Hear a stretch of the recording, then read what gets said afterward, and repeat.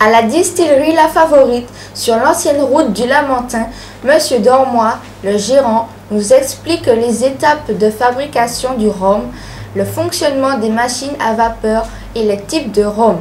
Anaïs, Milena, Ferguson et Ronnie ont enquêté pour vous. Au Lamentin, il existe un lieu incontournable pour les touristes et les amateurs de rhum blanc et de rhum vieux. La distillerie La Favorite. Située sur l'ancienne route du Lamentin, cette distillerie est l'une des dernières à produire son propre rhum. Avant d'être commercialisé dans tous les hypermarchés de la Martinique, ce rhum blanc, issu de la culture de la Guyane, connaît un processus particulier que maîtrisent parfaitement M. Dormois et ses collègues. Ce sont pas moins de deux types de rhum que fabrique la distillerie La Favorite, le rhum blanc et le rhum vieux. Mais quelle est la différence entre ces deux rhums? Voyons le détail de la fabrication du rhum. Il y a plusieurs étapes. Tout d'abord, il y a l'alimentation de la canne. Donc, en fait, on alimente la canne dans la distillerie. Ensuite, il y a le broyage, l'extraction du jus, la filtration du jus. Ensuite, on va faire la fermentation, la distillation. Ensuite, la mise en vieillissement pour tout ce qui s'agit de rhum bleu. Simplement, la couleur transparente du rhum. Comme on fait une distillation, en fait, une distillation, c'est une purification du produit. Et donc, qui dit purification, donc toutes les impuretés, on les jette et tous les meilleurs produits, on les prend. C'est pour ça que le rhum il est transparent, parce que on prend que le meilleur, c'est-à-dire qu'on prend l'eau, l'alcool et les arômes de la canne à sucre. Autre particularité de la distillerie La Favorite, c'est que l'étiquetage se fait à la main sur toutes les bouteilles. En tout cas, vous les adultes, vous ne pourriez pas nous reprocher de ne pas vous avoir expliqué comment on fabrique le rhum blanc et le rhum vieux. N'oubliez pas qu'il faut le consommer avec modération. Samedi, au marché du Lamentin, des marchands nous ont fait découvrir l'ambiance joyeuse et animée. Des personnages pittoresques nous renseignent sur la variété des produits ainsi que sur leur métier. Un reportage signé Angéline, Ashley, Dani et Ludovic. Présent depuis des décennies au bout du Lamentin. Le marché du Lamentin a traversé des âges. En effet, ce marché avec ses couleurs chatoyantes et ses odeurs si particulières. Ce marché tel que nous l'avons découvert regorge de toutes sortes d'aliments, de fruits, de légumes, d'animaux. Mais fait-on de bonnes affaires sur le marché du Lamentin et trouve-t-on de bons prix?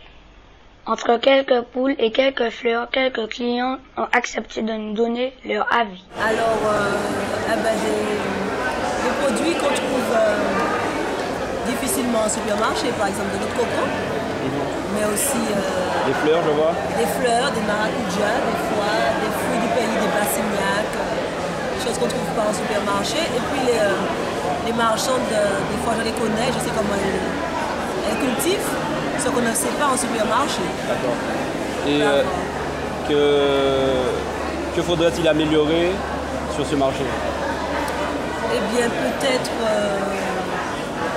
Non, moi, je trouve que le marché est sympathique. En plus, avec le contact avec les marchands, je trouve que c'est bien. Simplement, peut-être un peu moins cher certains produits. Hein? Quel type de produit moins cher? Je ne sais pas. Je trouve que vendre du giromo à 2 € la tranche, c'est excessif de toute façon. Vendre le prix à 2,50 €, c'est du vin. Il faut l'avouer, c'est un peu cher par rapport à l'hypermarché, ce qui est un peu normal. Est-ce que c'est mieux que le supermarché? La qualité est différente. Pourquoi on ne pourrait pas l'expliquer? Je pense que c'est peut-être par rapport au fait que les marchands et les producteurs font de la qualité qui est supérieure parce qu'ils ne font pas en masse. Donc, comme ils font de petites quantités, donc c'est ce qui donne la qualité des produits. Je ne pouvais pas dire cher parce que la vie elle est chère. Donc ça va. Est-ce que c'est mieux que le supermarché? C'est mieux parce qu'on a le choix, c'est vraiment mieux. Parce que c'est de la qualité. Au supermarché, c'est déjà autre chose. Ça c'est pas du pays. Donc là, c'est mieux. Nous avons fait la connaissance d'une femme d'exception. Très belle femme aux yeux gris. Elle nous apporte un regard sur le marché que personne ne soupçonnait. Depuis combien de temps vous vendez ici? Il y a 50 ans que je vends. 50 ans? Oui. Oui. Il y avait une pharmacie là, il y avait Moriello, il y avait la pharmacie, je vendais déjà ici. Alors vous voyez? Hein? Non, non, non, je gagne ma vie avec ça. Ah, je n'ai pas marre. Non, mais...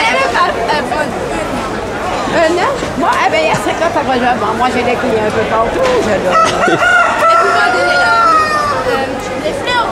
Non, je rends service. La dame est sortie, elle est allée faire des courses, elle est de Sainte-Marie. Hein? Moi, j'habite à Jamila, voie numéro 2. Merci.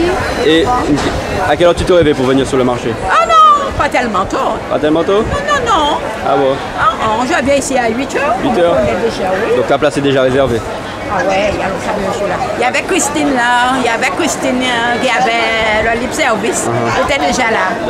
Nous avons ensuite rencontré un boucher, Monsieur Basson, qui nous explique le rôle d'un boucher et les diverses actions qu'il mène pour ce marché. Les produits les plus vendus, je vais dire, comme je suis dans le domaine de la viande locale, toutes les viandes sont vendues. Principalement la viande de bœuf, qui part très vite. En deuxième position, le cabri. Troisième position, le porc. Et en quatrième position, le mouton. Comment se fixer les prix? Aujourd'hui, justement, moi personnellement, ma qualité de président du syndicat, je me bats pour qu'on puisse descendre les prix parce que la viande locale est très chère. Donc je me bats pour qu'on puisse descendre. Déjà, on est parti à 10 € le kilo de bœuf, qui arrive jusqu'à 16 €. Le cabri, qui est très cher, le cabri est très cher, il est de 16 jusqu'à 20 €, très cher.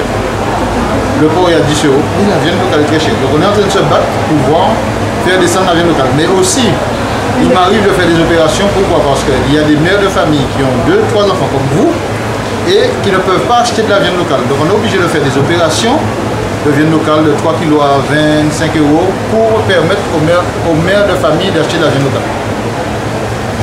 Les marchandes ne sont pas en reste. Elles s'expriment avec amour sur leur métier. Êtes-vous satisfaite des installations du marché? Oui. Y a-t-il suffisamment de clients? Pas tellement. Que faudrait-il faire pour en avoir plus? Eh bien, il faut avoir plus de monde, il faut organiser plus de choses. Par exemple, plus de fois, machin comme ça. Tout le monde devrait se rendre sur le marché du Lamentin le samedi. En effet, cet espace regorge de fruits et de légumes, beaucoup d'animaux et même de crabes. Venez y faire de bonnes affaires et consommer local.